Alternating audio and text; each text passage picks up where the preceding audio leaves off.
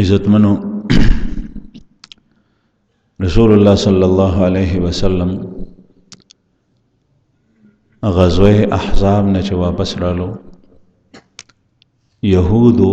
غداری کړی و او د هغې تذکره تاسو ته وشوه چې هغه زمانه کې لوز ماتول دا په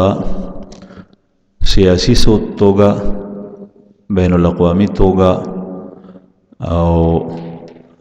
د هغه زمانې د مشرکینو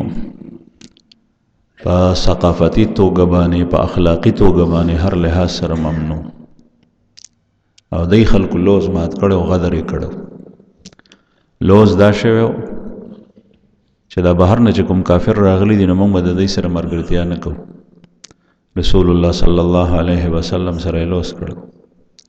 او بیا د هغې سره ملګرتیا وکړه بنو قریظه دویم صرف دانا تاسو ته مخکې تیر شوه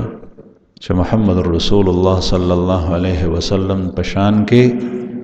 بدرد وی کنزلی وکړي سپور استغی وکړي دا لوز ماتول دا کافرو به بد ګڼل او چې چا به مات کو نو ټولو بوربورې خاندل او په دې باندې به ټینګ ولاړو تاسو ته به دې واقع کې بیان شي حویی ابن اخطب چې هغه د خیبر نه راغلی او خیبر نه او هغه لوس کړی یهودیو د بنو قریظه د یهودو سره نو د هغې لوس په وجه باندې دی د هغې سره په قلا کې ټینګ پاتې شو وایي ما لوس کړی دی چې زه به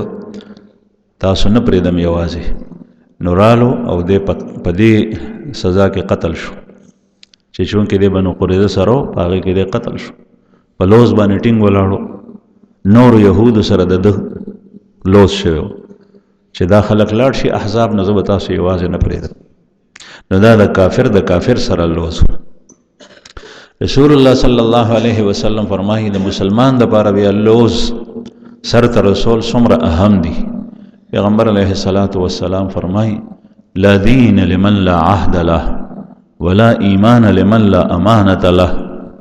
لا دین لمن لا عهد له اور شخص کا کوئی دین نہیں جس میں عہد و پیمان کا پاس نہیں اور شخص کا ایمان نہیں جس کے اندر امانت داری نہیں دا هغه سړي دین نه دی چې هغه د لوس خیال نه ساتي او دا هغه سړي ایمان نه دی چې په هغه کې امانتداري نه د بل مال د بل حق د بل امانت هغې کې خیانت کول خائن د قوم په امانت کې خیانت کول که هغه صدر دی که وزیر اعظم دی که هغه وزیر دی که هغه هر څوک چې دی او د یو سړي په امانت کې خیانت کول چې تا سره امانت ایښی دی دا رسول الله صلی الله علیه وسلم فرمایي زه نه ویم لا ایمان لمن لا امانت له دا هغه سړي ایمان نشته چې چا د امانت خیال څوک نه ساتي نو بہرحال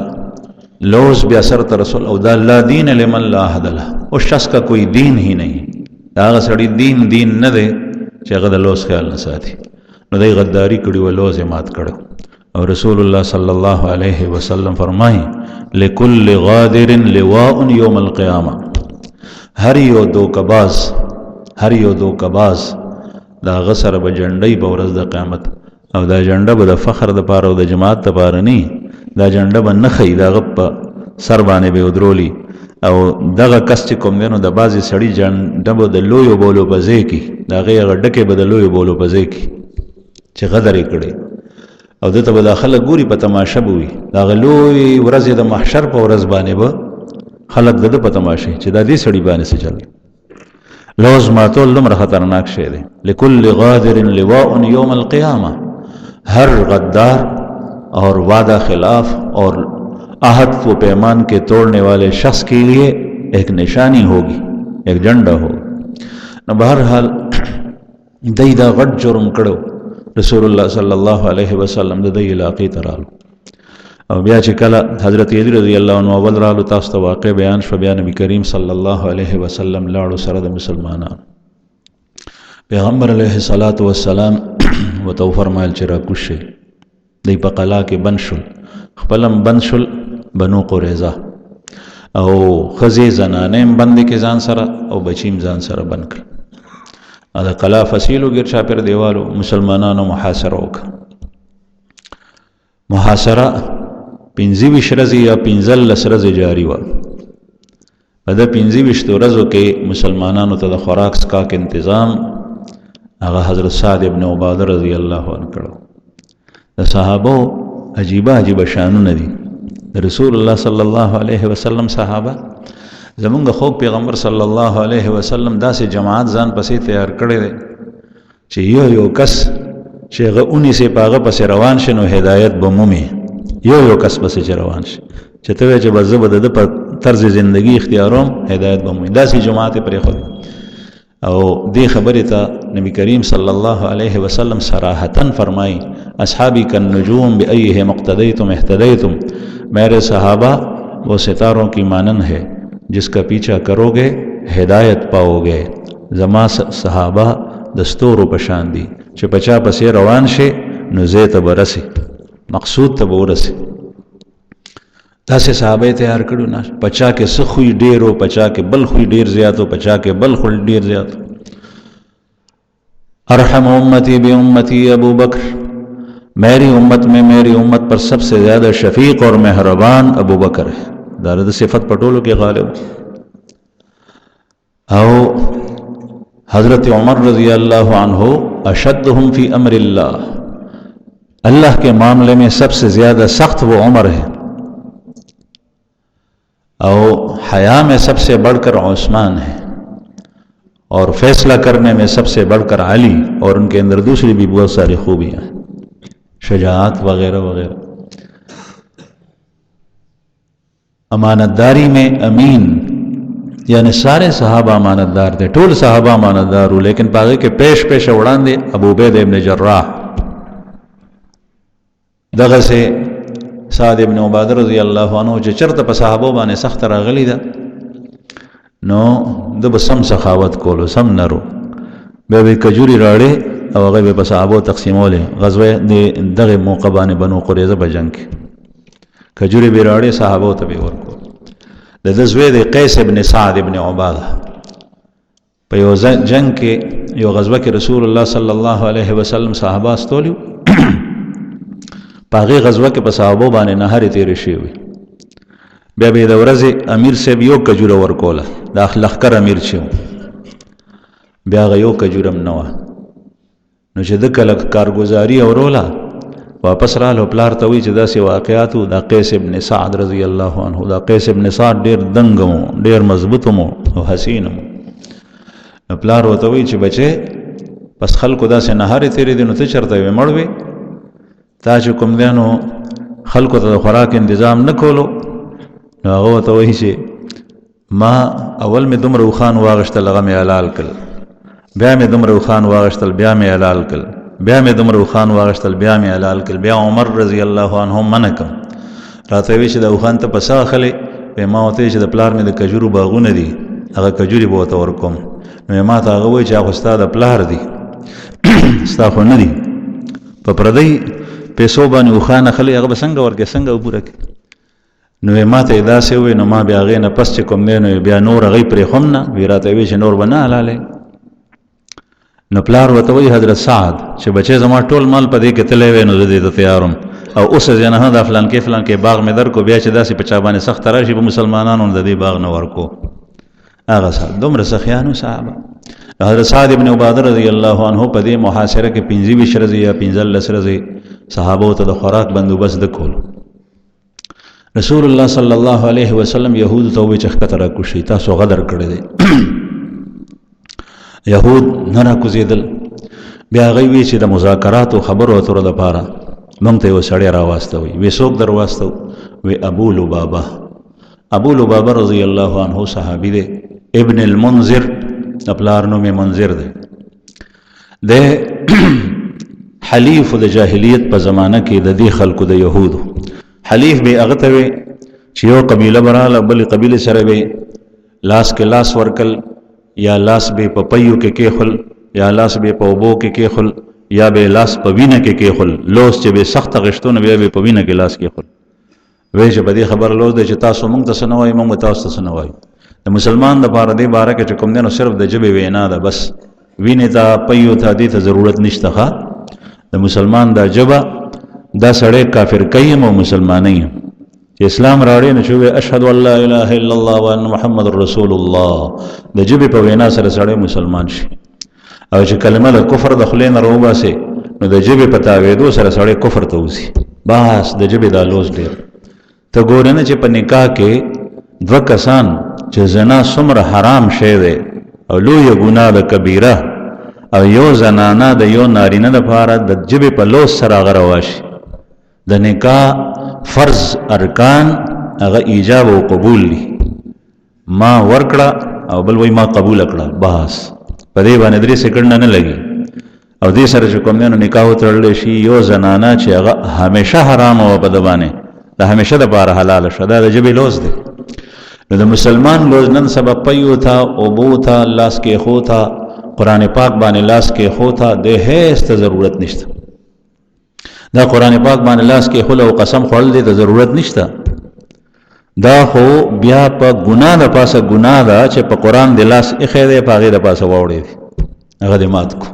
ګناه د پاسه ګناه قتل پکې بیا وشي بعضې د ښځې طلاق چې کوم دی نه وچولی ځکه چې دا ژبه خو څه ګڼي نه نو حلیف به هغه ته وي چې یو قبیله به د بلې قبیلې سره وي معاهده وکړه لوز به وکړو حلف او بیا به په هغې باندې ټینګ ولاړو نو ابو لبابه رضی الله عنه صحابي دا د یهودو د بنو قریظه حلیف دی رسول الله صلی الله علیه وسلم ته ووی چې دغه کس مونږ ته راواستو مونږ د ده سره مشوره کوو رسول الله صلی الله علیه وسلم ورته وفرمایل چې ټیک ده پیغمبر علیه الصلاة والسلام ابو لبابه رضی الله عنه واستولو قلعه ته چې کله دی لاړو نو ټول یهود د چاپېره شول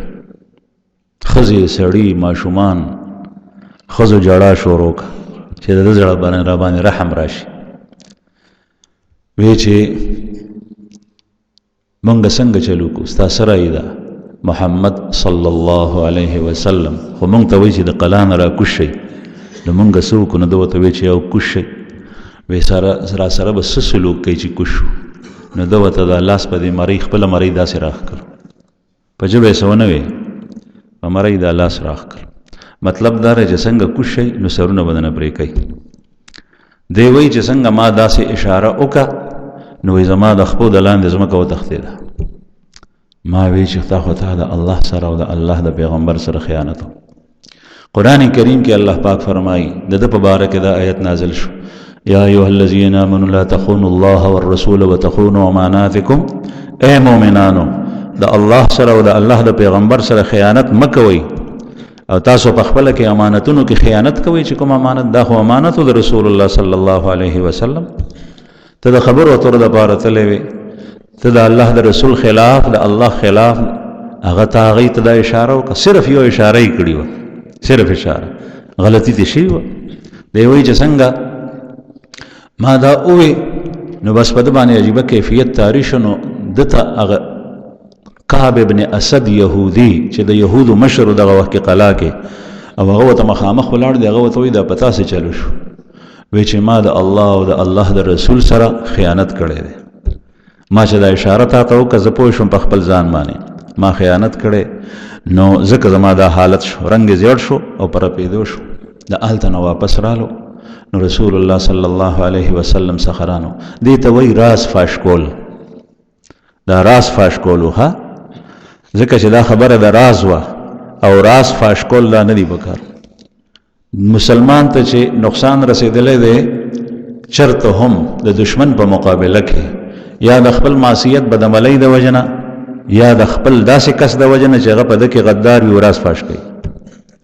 دې اوسنو لنډو جنګونو کې چې چرته کې نقصان شوی دی د مسلمان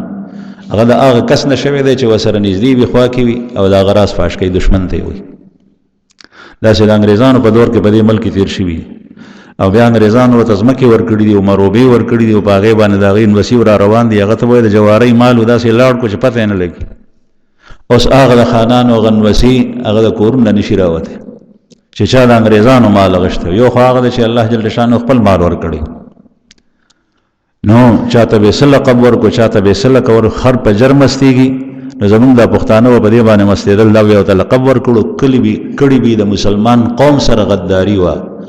او کړي به د الله سره غداری وا، او د الله د پیغمبر سره به غداری کړي وا. د مسلمانانو راز به د مسلمانانو د من وړو پیرنګیانو ته وي. تاسو تاریخ وګورئ، بیا ته پیرنګیز مکه ورکړي دي، مروبي وته ورکړي دي، ته خوشاله دي دنیا ته. کوم ځای کې چې دا شی دي مسلمانانو د اغاز نه ماتي خورل. نو عرض می دا کول زما عزتمند چې ده نیخ کوش ابو لبابه رضی الله عنه، نو رسول الله صلی الله علیه وسلم ته مخامخ کې دین شو، لاړو نیغ جمعات ته مسجد نبوي ته پیغمبر علیه الصلاۃ والسلام څخه لانو. الته چې لاړو جمعات ته مسجد نبوي ستنې وي، نو ستنې سره په زنجیر باندې مضبوط زنجیر باندې ځان وتړلو په خپل، او وی چې زب خپل ځان نه پرانیزم ترسو پورې چې الله جل جلاله زما توبه نی قبول کړي. توبه استوا او ځان بن پرانیزم سزا ورکول، او یاد الله رسول زخ خلاص کړي نه، زب په بل چا باندې خپل ځان نه پرانیزم. او ما باندې د بنو قریظه علاقې ته بنظم تل را باندې حرام دي، او په دغه خار کې ګرځیدل او د دې سيزونو ته کورونو آبادیو ته قتل په ما باندې حرام دي. مدینه یاد کا ترسو پورې چې زما توبه نه قبول شي. او زه قسم یې وخوړم چې زه به خوراک سکاک نه کوم، خوراک سکاک به نه کوم، او ما د الله رسول چې خلاص کړي نو هغه د ګنینو نه. نو د ځان ستنې پورې وتړل، قضای حاجت د پاره او د سماعت د پاره بتلو، ځکه چې دا عیسی جمعات و.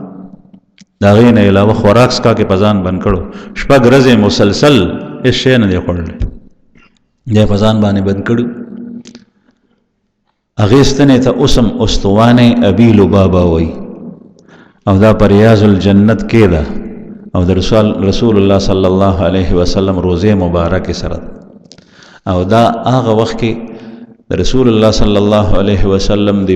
بیوی بیبي او د ټولو مسلمانانو مور ام سلمہ رضی الله عنها دا غي د کوټې دروازه د ستنې ته مخامخ و، دا ستن هغې ته مخامخ و، هغې سره ځان تړلی و. رسول الله صلی الله علیه وسلم چې به د سحر مزو کو نو په دې ستنه باندې به تېرېدو، او بیا به اصحاب صفه هغه ټول مخې ته شول چې چا به جماعت کې شپه وه، بیا به د چا څه ضرورت و، د چا به څه، چا به تپوس کول د مسلې، چا به آیت اغشتو د قرآن پاک، چاته به آیات تلاوت کول، دې ځای کې به سره ملاوېدل. دا پر ریاض الجنت کې د نن سبا دې ستنې سره ابو لبابه رضی الله عنه ځان ودرو. رسول الله صلی الله علیه وسلم تپوس کو چې ابو لبابه څه شو؟ چا وی چې یا رسول الله هغه مسجد نبوي ته لاړو، هلته ځان تړلی وی چې ښه، او ټوله کیسه یې ورته وویله. نبی کریم صلی الله علیه وسلم وفرمایل که چېرې دی دلته راغلی وی ما څخه او د خپل عذر وړاندې کړی وی، خپل قصور، نو ما به ورته الله جل شانه نه مغفرت غوښتی او نو الله به معاف کړی. خو دی لاړو داسې ونکل، نو اوس الله جل شانه ښه پوهېږي په خپل کار باندې، او چې څو پورې د ده توبه د الله د طرف نه نازله شوي نو تر هغې پورې موږ څه نه شو ویلی. اوس د وحي به انتظار کو. پیغمبر علیه الصلاۃ والسلام باندې بیا رستو وحي نازله شوه. شپږ ورځې پس رسول الله صلی الله علیه وسلم په خپل لاړو مبارک او ابو لبابه خلکو زیرې ورکل صحابو او پرانستو ته رالل، زنځیرونو باندې ځان تړلی. نو ده وویل چې نه، ما به یوه قسم نه خلاصوي، ما به رسول الله صلی الله علیه وسلم په خپل لاسو خلاصوي، ما قسم خوړلی. نبی کریم صلی الله علیه وسلم په خپل مبارک لاسو خلاص کړ. دې نه معلومه شو چې کله مسلمان نه خطا وشي، قصور، ګناه، او دې توبه وباسي نو الله جل جلاله یې توبه قبلوي. بله دا معلومه شوه چې توبې استو سره چې کله ته د یو ګناه نه توبه وباسې، یعنې یو نیک عمل موږ، نیک عمل چې هغه توبې هغه خیره او د هغې هغه اثرات هم ووینځلی شي. صحابه به داسې کول. حضرت کعب رضی الله عنه د غزوه تبوک نه پاتې شوی، پیغمبر علیه الصلاۃ والسلام عام اعلان کړی چې زه لاړ شي او دی پاتې شوی، د سره دوه ملګري نور. د رسول الله صلی الله علیه وسلم ته رالو، نبی کریم صلی الله علیه وسلم ته وایي ان من توبتی ان انخلع من مالی کله، زما توبه دا ده یا رسول الله چې زه دا ټول مال پرېږدم د الله په لار کې ورک. رسول الله صلی الله علیه وسلم ورته وفرمیل یو ثلث ورک. زما توبه دا ده. نو صحابو به د توبې سره، حالانکه توبه دې ته وایي چې سړی خپل ګناه باندې پښیمانه شي، الله ته وژاړي او کا هغه بد عملي پرېږدي او بیا د نه کولو اراده وکړي، دغه توبه ده. لیکن دې سره سره چې کوم دی نو هغه صحابو بل عمل داسې کولو چې هغې سره هغه اثرات ختم شي. حضرات اهل علم او زمونږ اسلاف او کابر وایي چې کله توبې پسې متصل څه داسې نیک عمل وکړي نو هغې سره هغه اثر هم ختم شي، زړه کې چې کوم وسوسه راپورته کېږي هغه هم ختم شي. رسول الله صلی الله علیه وسلم ته یو صحابي راغلو، هغه نه خطا شوي وه، ورته وایي چې مور دې شته؟ وایي چې نه. وی ترور دې شته؟ وایي چې وایي د هغې سره چې کوم دی نو د توبې په بدل کې ورته دا عمل وښولو، د هغې سره احسان وکړه، څه ښېګړه وکړه، څه ښېګړه ورسره وکړه. نو د توبې کیفیت هغه خو اصل توبه الله ته رجوع کول دی، لیکن هغه دام دی. نبی کریم صلی الله علیه وسلم خلاص کو. پیغمبر علیه الصلاۃ والسلام دغه معاصره دوران کې هغې ته خو پته ولګېده د یهودو ته چې زمونږ حشر هغه سخت دی. د دې نه مخکې د دې واقعې نه مخکې یهودو چې کله رسول الله صلی الله علیه وسلم محاصره وکړو د قلا نه ګیر چاپېر شو، نو د یهودو سردار کعب ابن اشرف، کعب ابن اسد، کعب ابن اشرف نه کعب ابن اسد، کعب ابن اشرف هم د یهودو سردار خو د هغه د قتل واقع مخکې تېره شوي ده، هغه ختم شوی. کعب ابن اسد یهودي د خپل قوم ته خطاب وکړو په هغه قلا کې دننه. هغې ته وایي چې 3 څیزونه دي په دې کې یو اختیار کوي. په هغې کې یو امر دا دی قوم ورته متوجه دی، لومبی داسې وکړئ چې تاسو ته پته ده چې دا پیغمبر دا رښتینی پیغمبر دی، حق دی، یهودي لګیا دی، ښه دا د الله پیغمبر دی او په دې کې چې څومره نښانې د پیغمبرۍ وي هغه ټولې په ده کې شته. صاحب کښېنه چېرته چې کښېنه اوړه مه د خلکو په وګو، چېرته چې څومره نښې دي په ده کې نو هغه ټولې په ده کې شته د پیغمبرۍ. نو دا د الله پیغمبر دی. دویم دا چې زمونږ په کتاب کې په تورات کې چې کوم د رستي پیغمبر په باره کې نښې نښانې بیان شوي دي نو هغه هم په ده کې شته. دریم تاسو ته پته ده چې تاسو به یو بل ته درس ورکولو نو خپلو بچو ته خپلو خپلوانو ته به ومویل چې داسې پیغمبر به راځي، موږ به په هغه باندې ایمان راوړو، د هغه به نصرت کوو. تاسو ته پته ده چې دا هغه پیغمبر دی. قرآن کریم کې الله پاک فرمایي عبدالله ابن سلام رضی اللہ عنہ نے یورس چاہتا پوسو قرآن کریم کے اللہ پاک فرمائے یعرفونہ کما یعرفون ابناءہم، یہ ایسے اس پیغمبر کو پہچانتے ہیں اور جانتے ہیں جس طریقے سے اپنے بیٹوں کو جانتے. دی دا پیغمبر دا سے پیجنی لکه څنګه چې خپل زامن پیجنی. دا یهود دا سے پیجنی دا پیغمبر غټول نخې د رسول الله صلی الله علیه وسلم د ولادت نه مخکې په موسی علیه السلام باندې نازل شوی وحی په هغې کې ټولې وي او دغه یهود د هغې درس کولو محرف شده تورات کې موجود وي. هغه وی داسې پیژني لکه څنګه چې خپل زامن پیژني چې دا هماغه پیغمبر دی. عبدالله ابن سلام صاحب نه چاته پوس وکړو، دا مخکې په یهودیت باندې و، بیا مسلمان شو، د رسول الله صلی الله علیه وسلم په اجله غټو صحابو کې دی. دنه چاته پوس وکړو چې قرآن پاک خو داسې وایي نو تاسو دا پیغمبر پیژندو. نو دی ورته وایي عبدالله ابن سلام رضی الله عنه چې په خپل بچي کې د سړي شک راتلی شي، لیکن د محمد رسول الله په نبوت او رسالت کې زمونږ دا شک هم نو. خپل بچي کې دا شک راتلی شي چې ښځې مې چېرته خیانت نه کړی او دا بچی د بل چا نه، دا یو احتمال کېدی شي، لیکن د الله رسول په رسالت کې دا احتمال هم نو. داسې د یهودو ته پته وه چې دا د الله پیغمبر دی. نو د کعب ابن اسد خپل قوم ته دا خبره مخې ته کړه، وی تاسو ته پته ده چې دا د الله رسول دی، نو داسې وکړئ چې په ده باندې ایمان راوړئ، د ده نبوت او رسالت ومنئ، په ده باندې ایمان راوړئ او د ده په دین او شریعت پسې روان شئ. او چې کله داسې وکړئ نو یو خو په خپل کتاب هم عمل وکړو، دویم دا ده چې د آخرت او د دنیا سرخروي تاسو واغشته، او دریم دا چې تاسو ځانونه هم بچ کړل او ښځې هم بچ کړې، اولاد هم بچ کو او مال هم بچ کو، دا هر څه محفوظ شو. ځکه چې اسلام راوړو کې دا هر څه شته. چې څنګه دا خبره وکړه نو قوم ورته وایي چې نه نه موږ داسې نشو کولی، ځکه چې زمونږ د پلار نیکه دین مخکې نه را روان دی مونږ هغه نشو پرېښوی. حالانکې د دوی تورات کې دغه و چې دا پیغمبر راشي په ده باندې به ایمان راوړئ او خپله به یې دغه وینام کوله، یو بل ته به یې وی د رسول الله صلی الله علیه وسلم د بعثت نه مخکې. خوی چې په دې باندې عمل نه کوئ نو بیا داسې وکئ چې د خپل بچي او خپل ښځې په خپلو لاسو باندې ټول قتل کړي او د هغې نه پس چې کله فارغ شئ نو بیا وځئ مسلمانانو ته مخامخ میدان ته، وسله ځان سره والئ او وځئ او د هغې سره جنګېږئ. نو دوه صورته دي، یا به بریالي شئ او یا به قتل شئ. نو که قتل شوي خو کیسه ختمه ده، افسوس به نه درځي ځکه چې شاته مو ښځې او ماشومان ته خپلو لاسو وجلي دي، نو څه حسرت به ني، افسوس به ني چېرې دا ښځه مې چاته پاته شو، زامن مې چاته پاته شو. او که چېرې تاسو بریالي شوئ، بری مو موندو، نو بیا دغه وخت کې ښځې به مني، ماشومان به مني، خو ښځې نورې ډېرې ښځې به وکوي او بیا به د هغې نه بچي هم خدای درکړي، بچي به هم پیدا شي، نو بیا به مو کورونه آباد شي. نو یهود ورته وی، قوم ورته ووی چې مونږ دا خبره هم نه منو ځکه چې مونږ هېڅ به هېڅه د خپل لاسو څنګه قتل کړو. ده ورته ووی چې دغه ماشومان او ښځې به بیا تاسو وینئ چې تاسو نه وبېلېږي، تاسو به قتلېږي. درېیمه خبره وی، ښه چې په دې باندې عمل نه کوئ نو بیا داسې وکئ چې دا د جمعې ورځ وه، ده چې کله دا تقریر کولو وی د خالي شپه را روانه ده او تاسو ته پته ده چې زمونږ په نږدې دا ورځ د خالي د هفتې ورځ دا معظمه ده او ډېره یعنی زبرګه ورځ ده. د دې په شپه باندې بیا د شپې حمله وکړي په مسلمانانو باندې شبخون، ځکه چې مسلمانان به وایي او محمد رسول الله صلی الله علیه وسلم یاد کو، د دې خلکو ګمان دا دی چې دوی د هفتې په ورځ باندې زبرګه ورځ ده، دوی جنګېږي نه، نو دوی به نه راځي.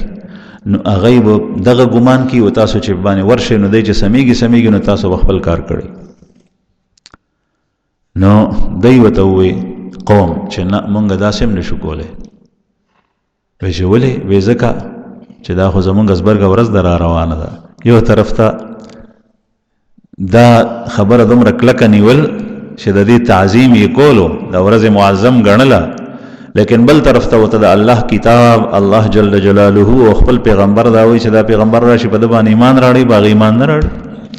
ځکه الله جل شانه قرآن پاک کې فرمایي افتؤمنون ببعض الكتاب وتکفرون ببعض فما جزاء من يفعل ذلك منكم الا خزي في الحياة الدنيا. تاسو په بعضې کتاب باندې ایمان راوړئ او بعضې مو پرېښی دی، بعضې کفر کوئ او دی عمل د هغې خلاف کولو. دی وی چې تورات زمون کتاب دی لیکن د هغې خلاف عمل کو. نن سبا مسلمان هم دغه شی شروع کړی دی چې د دین بعضې احکام خپل کړي دي او بعضې پرېښي دي. بعضې خلکو خو صرف لا اله الا الله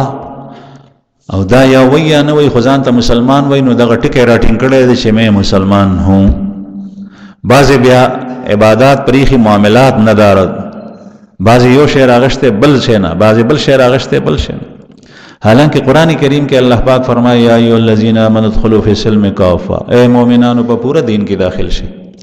بعضې به عقیده ساتي او بعضې به عملی طور سره کې. یو سړی دی هغه سره مال نشته دی نو نه پې حج فرض دی نه پې زکات فرض دی،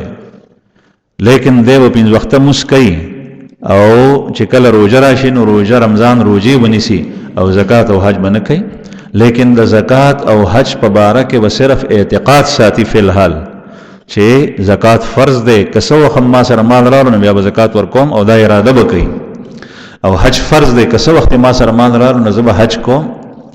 دا اعتقاد به ساتي او دا به ځان ته وایي. او که چېرې دی د دې څیز نه بې فکره شي او د سره مال رالو دی زکات نه ورکوي او دی حج نه کوي، نو دا همدغسې کیسه ده لکه څنګه چې یهودو کول. الله پاک دې مونږ وساتي. لیکن رسول الله صلی الله علیه وسلم فرمایلی پیشګویي کړې ده لتتبعن سنن من قبلکم، تاسو به خامخا د هغوی په پل باندې ځئ چې کوم خلک تاسو نه مخکې تېر شوی دی. بعضې روایاتو کې راځي که هغوی د سمسرې په سوړه کې ننوتي نو ته به ننوځي. نو صحابو عرض وکړو چې یا رسول الله تاسو څوک یادوئ؟ اهل کتاب و یادوئ، یهود او نصارا؟ وی بیا نور څوک دي د دې خلکو نه علاوه خو دغه یادو. نو مسلمان ته پکار دی چې کوم طرز زندگی د یهودو وه د هغې نه کناره کش هغه پرېږدي. بهرحال دې خلکو یو طرف ته د هفتې ورځ دومره راټینګه کړې وه چې ده ته وایي کعب ابن اسد ته چې نه دا خو د هفتې ورځ ده زمونږ زبرګه ورځ ده او په دې ورځ کې چې کوم دی نو مونږ جنګ وکړو نو دا خو ټیک نه ده او بیا یې ورته دا وایي چې تا ته پته ده چې زمونږ مشران هم په دې ورځ کې خطا کړي وه غلطي نو هغوی نه شادوګان او خنزیران جوړ شول تاسو ته مخکې جمعه د دې ذکر شوی نو مونږ چې داسې وکړو نو مونږ سره هم داسې وشي حالانکه دا نور څیزونه کې باره کې هم دغه سوچ کړی وی چې مونږ د دې پیغمبر خلاف ورزي وکړو نو مونږ به هلاک شو بیا به زمونږ ځای جهنمي او دنیا کې مره باندې عذاب راتلی شي او همدغه عذاب پې باندې یو سوره د پس چې کوم دی نو رالو نو هغه درې واړه خبرې د کعب ابن اسد ونه منلې او د اشاره وکړه حویی ابن اخطب ته چې هغه ناست په هغه قلا کې تاسو ته ما د هغه تذکره کړې وه چې دی په خیبر کې پاتې کېدو او اوس مې هم درته وکړه لیکن لوز یې کړی چې زه به تاسو سره یم نو دی سره راننوتی و دی د بنو نذیر مشر لیکن بنو قریظه سره واده کړې وه نو قلا کې ورسره وی ما خو رسول الله صلی الله علیه وسلم سره جنگ نه کولو غداری مې نه کوله لیکن دا سړی ما ته راغلی او ما ته بیا بیا وی نو د ده د وجې زه دې کې مبتلا شوم ګنې ما دا لوز نه ماتولو ځکه چې پیغمبر علیه الصلاة وسلام رښتینی دی او واده نه ماتوي چې چا سره لوز کړی دی نو د هغې خلاف نه کوي بهرحال دا خبرې وکړې دا ورسره قوم ونه منلې بیا د هغې نه پس چې کوم دی نو اوس او خزرج رسول الله صلی الله علیه وسلم ورته فرمایلو چې تاسو راکوز شئ دی نه راکوزېدل اوس او خزرج رسول الله صلی الله علیه وسلم ته قبیله اوس راله او دا اوس قبیله چې راله نو دا ځکه چې د جاهلیت په زمانه کې د دې بنو قریظه یهودو ملګرتیا د اوس قبیلې سره وه دی سره لوس کړی چې موږ ستاسو حلیف یو تاسو مدد به کوو تاسو به زموږ مدد کوئ او ستاسو باندې چې دشمن حمله کوي نو موږ به تاسو سره یو او چې په موږ حمله کوي تاسو موږ سره یو او بنو نذیر چې کوم خیبر ته تلي نو هغوی د هغوی لوز او د هغوی حلف دا د خزرج سره شوی نو بنو نذیر خو تلي مخکې د هغوی تذکره شوي وه دا بنو قریظه پاتې و نو اوس رالل رسول الله صلی الله علیه وسلم ته هغوی کې بعضې کسان ووی چې یا رسول الله تاسو د بنو نذیر په حق کې چې کومه فیصله کړې وه د خزرج په وینا سره نو مونږ دا زمونږ حلیف دی اوس زمونږ په وینا داسې وکړئ چې د دی په حق کې هماغسې فیصله وکړئ لکه څنګه چې تاسو د بنو نذیر په حق کې کړي وه یعنې دی دلته نه وباسئ چې خیبر ته لاړ شي رسول الله صلی الله علیه وسلم ورته وفرمایل چې نه بنو نذیر حالت او د هغوی کار بل شان او د دې خلکو بل شان بنو نذیر داسې غداري نه وه کړي لکه څنګه چې دی وکړه عین په موقع باندې تاسو دا خلک د هغوی سره مه بیانوئ البته مه یې وضع کوئ البته زه تاسو ته دا گنجایش پرېږدم چې تاسو کې یو کس دی فیصله وکړي د دوی په باره کې تاسو یو مشر هغه د فیصله وکړي بعضې وایي چې رسول الله صلی الله علیه وسلم په خپله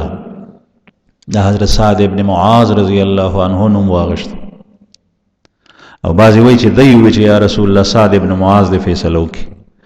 رسول الله صلی الله علیه وسلم فرمایل چې بالکل ټیک ده سعد ابن معاذ سره دی باره کې څه فیصله وکړه بس ما ته هغه منظوره ده نبی کریم صلی الله علیه وسلم حضرت سعد پسې کسان واستول او سعد ابن معاذ تاسو ته مخکې تېره شوي وه چې په جنگ احزاب کې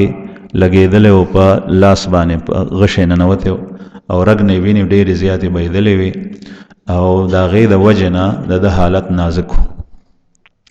نبی کریم صلی الله علیه وسلم ورته په جومات کې یو خیمه ټکوالی وه یو زنانه وه د هغې خیمه کې وه او بعضې خلکو به علاج کولو رسول الله صلی الله علیه وسلم جماعت کې خیمه ورته دې دپاره ټکوالی وه چې د نږدې نه یې تپوس کوم ګورم وینم خپلو صحابه به یې ډېر خیال ساتلو حضرت سعد ابن معاذ رضی الله عنه په هغه خیمه کې پروت و کسان یې ورپسې واستول ویې لاړ شئ او په سورلۍ باندې دلته راولئ حضرت سعد ابن معاذ پسې خپل قوم لاړو اوس ډېر خوشحال شول چې دی به فیصله وکړي هغه یې په حمار باندې په خر باندې سور راوستو هغه ټایم کې تاسو ته ما مخکې ویلو چې دغه سورلي وه حضرت سعد ابن معاذ رالو رسول الله صلی الله علیه وسلم خلکو ته وفرمایل قوموا الی سیدکم خپل سردار ته پاسئ اوس خلک نږدې و لنډ نو خلک په دوو قطارونو کې ودرېدل حضرت سعد په خپل تلی نه شو نو رایې وستو یو طرف تم قطار دی بل طرف تم حضرت سعد په منځ کې را روان. رسول الله صلی الله علیه وسلم مبارک ولاړ د انتظار کوي چې څنګه ورسېدو. نبی کریم صلی الله علیه وسلم وته فرمایي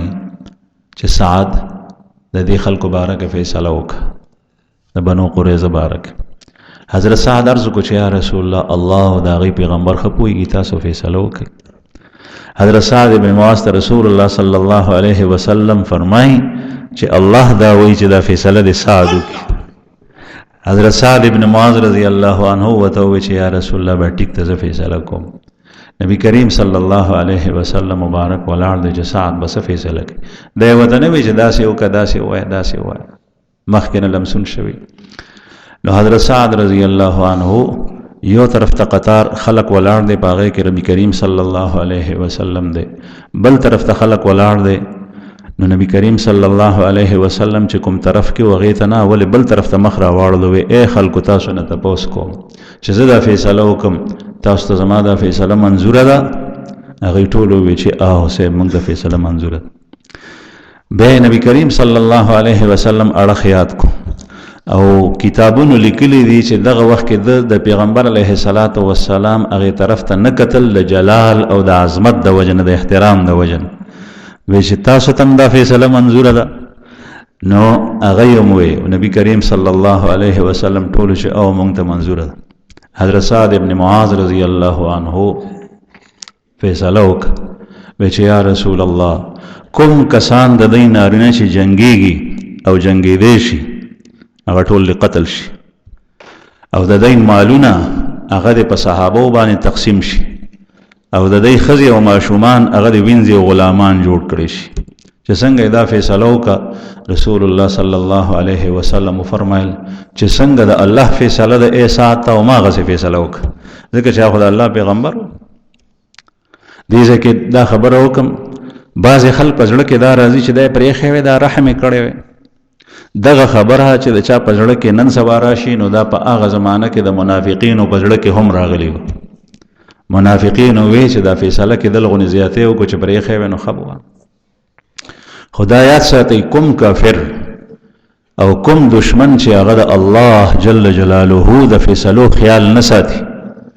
او د الله په ځمکه باندې ګرځي او د الله په اذن ولاړ دی او د هغه په ارادو ژوند تېروي او هغه د رب دی، هغه ورته هر یو شی ورکوي، د هغه حشر څه پکار دی. یو دویم، د الله رسول سره چې څوک غداری کوي او د الله د دین نافرمانی کوي او د الله رسول ته سپکې او کنځلې وایي، د هغه حشر څه پکار دی. نو چې کله دا جنازه د حضرت سعد رضی الله عنه چې کله وفات شو، نو جنازه یې تله،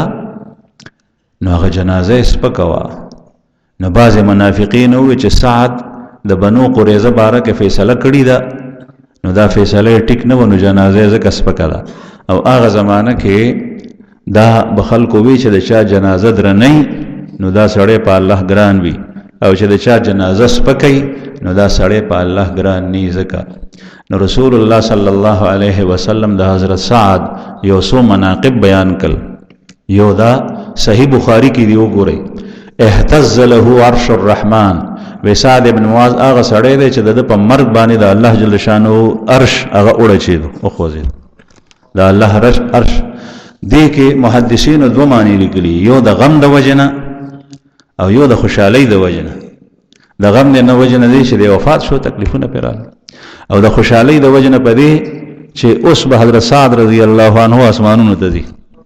دویم منقبت رسول الله صلی الله علیه وسلم د حضرت سعد بیان کو، وی چې د په جنازه کې هغه او یا زره فرښتې راکوزې شوي دي چې دا فرښتې د ده نه مخکې د بل چا په جنازه کې نه دي راغلي او نه ځمکې ته راغلي دي. 70,000 فرشتے، ایسے فرشتے ان کے جنازے میں شریک ہوئے جو سے پہلے کبھی زمین پہ اترے نہیں، دا ځمکې ته راکوزې شوي دي. او هغه فرښتو ده ته اوږه ورکړي وه، نو دا کټ چې سپکو په دې وجه سپکو، هغه فرښتې په جنازه کې روانې وي. دریم خصلت دا چې د دپاره د آسمان دروازې ټولې خلاصې شوې. کله چې د انسان روح ځي، نو د هر چا خپله خپله دروازه ده، په هغې باندې ځي، هغې باندې روح فرښتې وړي. لیکن د ده په اعزاز کې د آسمان ټولې دروازې خلاصې شوې چې په کومه دروازه د روح راځي. لکه یو حال کې یو پروګرامي او پاغه کې چې کوم دین یو شخصیت داسې وي اسه خلک پتنګ لارځي ایو شخصیت داسې وي چې هغه جلسه مشر وي صدر جلسه صدر اجلاس هغه ته دغه حال ټولې دروازې پرانستې شي چې د خو خلک په کوم راضي نو د حضرت سعد په اعزاز کې الله جل شانه ټولې دروازې خلاصې کې درې سلورم دا چې د قبر نه بل مشکو خوشبوئی تله مشکو چې د اوسې په نافه کې وي هغه خوشبوئی دا د الله جل شانه دا فیصله موافق او د رسول الله صلی الله علیه وسلم د فیصله موافق فیصله وکړه حضرت سعد ابن معاذ رضی الله عنه دعا وکړه چې یا الله ما تر هغه پورې ما ته ژوند راکې کچری د قریش د محمد رسول الله صلی الله علیه وسلم سره بیا جنگيږي او دای راضي او په مدینه باندې حمله کوي نو ما ته ژوند راکې چې زه د هغې قوم سره بیا وجنګېږم چې کوم قوم د الله رسول انکار وکړو تکذیب وکړو او په هغې ایمان رانړو او هغې ته اذیتونه ورکړل او هغې د خپل علاقې مکې نه وویستو او که چېرې هغه قوم اوس نه جنګېږي دې نه پس نو ما یا الله په دغه بیماری کې لاړ کړو زما شهادت نصیب کړي نو د هغې بیماری کې دی وفات شو او وجه دا وه چې حضرت سعد رضی الله عنه د هغې نه پس بیا کافرو دلته حمله ونه کړه بیا نور جنگونه چې څومره شوي تاسو ته مخکې ذکر شوي چې هغه اقدامي وو نو د حضرت سعد رضی الله عنه دا دعا هم الله پاک قبول کړه واخر دعوانا ان الحمدلله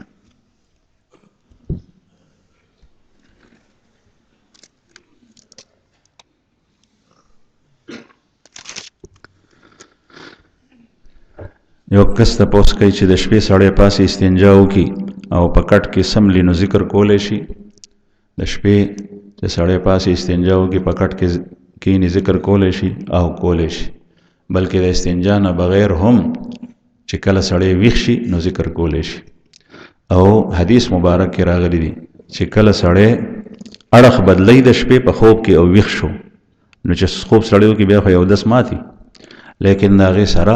که سړی ویښ شي اړخ بدلی او ذکر وکړي د الله دعا غواړي نو دغه وخت کې دعا قبلیږي بغیر اودس او جنابت په حالت کې هم ذکر کولی شي قرآن پاک آیات نشي ویل او رسول الله صلی الله علیه وسلم چې به تهجد ته پاسېدو مبارک نو بیا چې وپاسېدو نو بیا به اول آیات وي د قرآن پاک نو بغیر اودس نه آیاتونه ویلی شي او دویمه دا چې د رسول الله صلی الله علیه وسلم خوب چې و د انبیاو خوب هغې سره اودس هم نه ماتېږي خو به هر حال چې کله وپاسېدو اودس به کولم نو بیا به هم آیات ووي په مخ باندې به لاس راښکل بیا به پاسېدو یو کس تپوس کړی دی چې امام حسین ته حسین علیه السلام ویلی شي رضی الله عنه نو حسین علیه السلام معنا ده چې سلامتیا دی وي په هغې باندې سلامتیا دی وي په هغې باندې دا ورته ویلی شي لیکن د صحابو سره په عرف کې یو لفظ خاص دی رضی الله عنه نو دا د صحابو سره ویل پکار دی او د انبیاو سره علیه السلام خاص دی نو دا د پیغمبر سره ویل پکار دی او صلی الله علیه وسلم د رسول الله صلی الله علیه وسلم سره په عرف کې خاص شوی د امت نو دا غي سره دا ویل پکار دی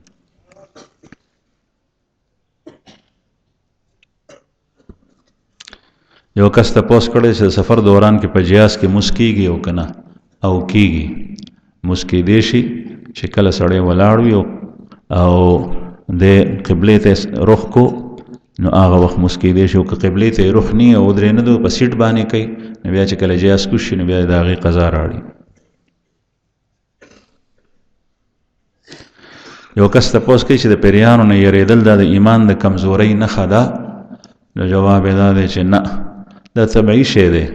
او طبعي څیزونو کې کله کله یېرې وي انسان جوړ داسې دی چې دی د داسې قسم څیز نه یېرېږي او که پیریان ونیو ورته وایي چې کلمه د کفر ووایه نو دا اوس د ایمان خلاف ده چا ونیو نو دی دغه وخت کې قتل شي خو دی د کلمه د کفر نه وایي هغوی ورته وایي چې دا ګناه وکړه دی د ګناه نه کوي د جاهلیت په زمانه کې به داسې کېدل چې خلکو به ګډې بیزې سرولې بیا به پیریان رالل پیریان ډېر وو هغه وخت نو بیا به یې ته هغه کنډک پوره ایثار کو ورته به وایي چې څو پورې دی د فلانکي تخدی نه ویلي نو تر هغې پورې دا ګډې ته نه پرېږدم چا پیري به ته ایثارې کړي نو هغه به ووایي نو بیا به ورته پرېښوي